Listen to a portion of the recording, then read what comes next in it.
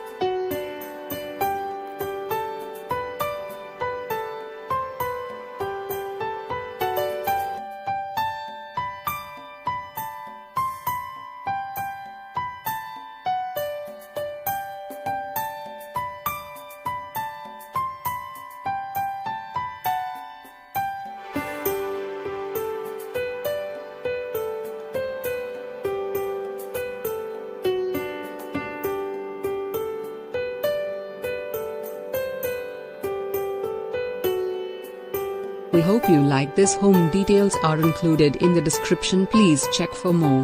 Don't forget to like and subscribe. Thank you for watching. We will come tomorrow with a beautiful home.